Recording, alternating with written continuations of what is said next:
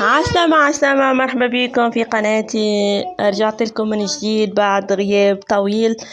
أنا مروة اللي نعيش في تركيا الحسيل، وحبيت نشارك معكم طريقة الجنواز بالكاكاو متاعي.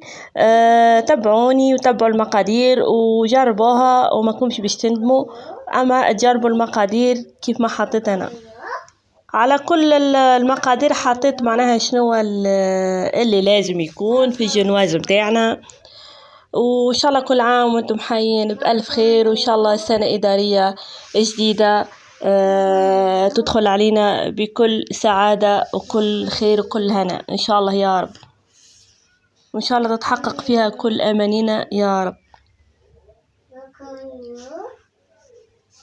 المهم تابعوا الفيديو حتى للآخر، كل شيء مكتوب. بالنسبة للمقادير كتبتها الكل. طريقة التحضير يعني كالمعتاد. يعني أغلبيتنا يعني نعرفوا نعملوا الجاتو، ولكن فما بنيات مازالوا في البداية، مازالوا مبتدئات في الطبخ والحلويات. ما فيها بس لو كان كل واحدة فينا تقدم الريسيت بتاعها في شكل فيديو باش يستفادوا منهم، يستفاد منه الجميع يعني. طبعا بالنسبة للجنواز بتاعي فصلت الأبيض على الأصفر. بالنسبة للبيض حطيت الأصفر وحده والأبيض وحده، وركضت فقط كان الأبيض. الأبيض حطيت عليه رشة الملح وركاتهم، وبعد ركات عليه حطيت عليه السكر متاعنا باش ذوب بتاك السكر مليح مليح مليح. ومن بعد كملت بقية المكونات مع الأصفر متاع الأعضاء. تبعوا كما قلت لكم بالكدا حتى للآخر باش هكاكا مرة أخرى إن شاء الله كيف تجيو باش طيبوها كيف ما أنا عملتها. وراهي والله ما نشكرش في روحي، معناها ما شاء الله جت في الآخر وجت طرية على نواصلوا طريقة الشرح.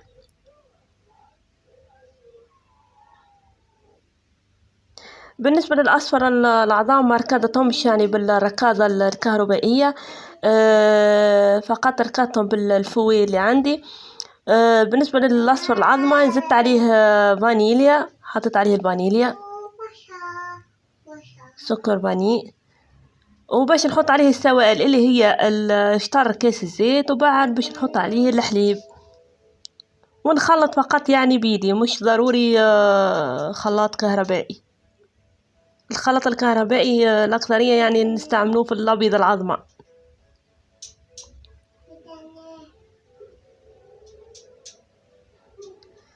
بالنسبة للسوائل يعني نحطها مرحلة بمرحلة ونخلط، يعني ما حطيتهمش كل صبة واحدة، بشوي بشوي هكاك حتى لين يتجانس معانا كامل المكونات. توا بعد ما كملت السوائل جينا لمرحلة انه باش نحطوا النواشف اللي هي الفرينة مع المغرفتين الكاكاو. بالطبيعة هي 6 عظمات، على كل عظمة عندها مغرفة سكر ومغرفة فرينة، ولكن أنا نقصت السكر حطيت 4 فقط، والفرينة نقصت منها مغرفتين وحطيت في بلاصتهم مغرفتين كاكاو. وبالطبيعة يلزمنا نغربلوهم باش هكاكا تسهل علينا العملية. بالطبيعة اللمسة بتاع السيلين ديما حاضرة. سيلين جت بحذايا للكوزينة وبدت تتلمس وبدت تعمل هكا تحب حتى هي تخلط. الخليط بتاعنا حضر، يلزمنا هكا الطبق يلزمنا نضربوه باش يخرج الهواء. وهذه حطينا الجاتو بتاعنا في الفور، ما حبيتش نصورها كيما نقولوا يلا يلا على العين. الجاتو ما تحبش العين معناها كي يطلعوا عليها في الفور.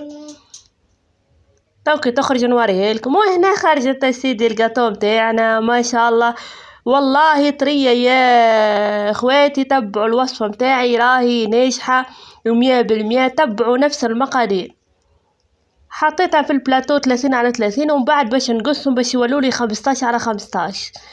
هي الجاتو بتاعنا طرية، اما زدت عملت لها كاس حليب خاطر باش يزيد يبننها ويخليها طرية على قد ما تقدر يعني.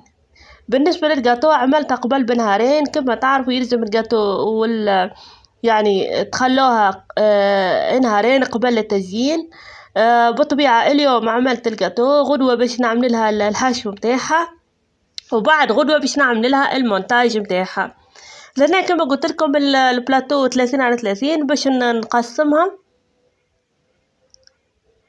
عبارة 15 على 15، وبعد باش نزيد نقسم راني.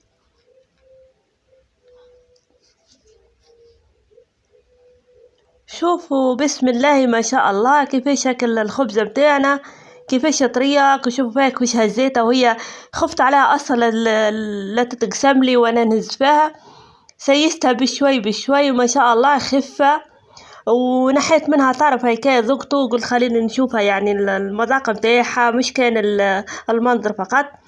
مذاقها بسم الله ما شاء الله، سكرها معدل، كل شيء منظم. لهنا بعد ما قصيتها على زوج زدت قصيتها باش يولولي عبارة 3 طبقات فوالا. من بعد في المونتاج تو نوريه لكم بالقدام مليح مليح كيفاش في المونتاج. تو نعمل لكم فيديو واحد اخر بالنسبه للفيديو هذا، جست فقط باش حبيت نوريكم الجنواز كيفاش تتخدم.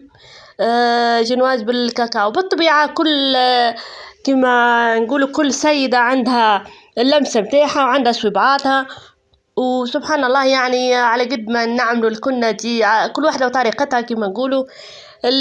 الفائدة في المكونات الرئيسية تبدأ موجودة، والباقي كل واحدة وصويبعاتها.